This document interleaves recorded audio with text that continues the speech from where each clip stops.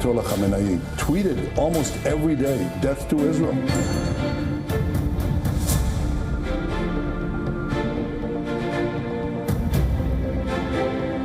Whom should we surrender to? Iran is not a nation to surrender. You don't know. I may do it. I may not do it. I mean, nobody knows what I'm going to do.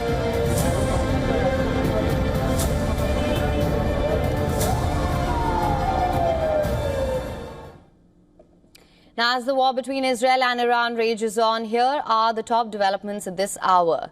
Norwegian Foreign Ministry has confirmed that no staff was injured during Thursday evening's explosion that occurred in Tel Aviv at residence of Norwegian ambassador in Israel. Iranian drones continued their strikes in Israel as the war rages on. White House Press Secretary Caroline Leavitt read out a message from President Donald Trump stating he will make a decision on Iran within 2 weeks. Leavitt also adds that Iran was only a couple of weeks away from gaining a nuclear weapon. President Trump so far has given no clear indication on American involvement.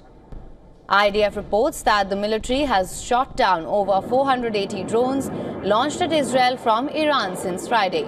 There have been no reports of drone impact in Israel in populated areas. The IDF earlier said that Iran had fired around 1,000 drones at Israel, but only around 200 actually reached Israel's borders. Israel's defense ministry says several cargo planes carrying armaments and military equipment for the IDF landed in Israel. The vast majority of the planes have come from the US. It is part of efforts to strengthen operational continuity and support all the IDF's needs, both for achieving the goals of the war and for improving readiness and stockpiles. Since the start of Israel's operation against Iran, 14 cargo planes with equipment for IDF have landed in Israel. UN chief says that meeting between European diplomats and Iran is set to take place as per schedule. US Secretary General Antonio Guterres has repeatedly called for diplomacy to end the ongoing Iran-Israel conflict. The foreign ministers of Britain, France and Germany will meet in Geneva on Friday with Iran's Foreign Minister Abbas Araghchi. Oil markets have been the most reactive ever since the war broke out. Iran's recent threat of closing down the Strait of Hormuz has reignited tensions around global energy supplies. The strait contributes over 20% to total oil flows and constitutes over 80% of India's oil imports. Brent crude surged above $78 a barrel and WTI is up 2%. The International Atomic Energy Agency is closely monitoring the latest developments, especially assessing the situation regarding Israeli attacks on Iran's nuclear sites. The IAEA has been reporting on damage at several of these facilities and their potential radiological impact.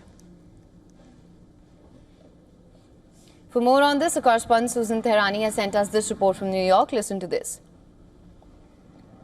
As tensions in the Middle East climb, the White House is walking a tightrope between pressure and restraint. President Donald Trump has seemingly paused any immediate strike against Iran, saying that he will decide within 2 weeks whether or not to intervene in the Israel-Iran escalation. That would be until about July 3rd.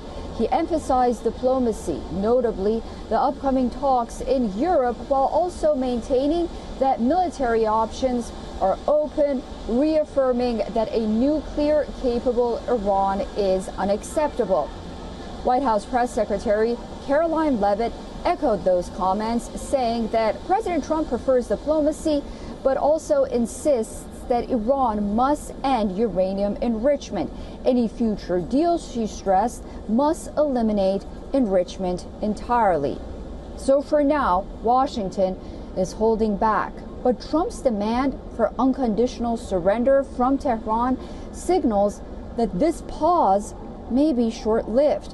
Meanwhile, the United Nations Security Council is expected to hold an emergency meeting on Friday regarding the Israel-Iran conflict here in New York. Susan Tehrani reporting from New York for WION World is One.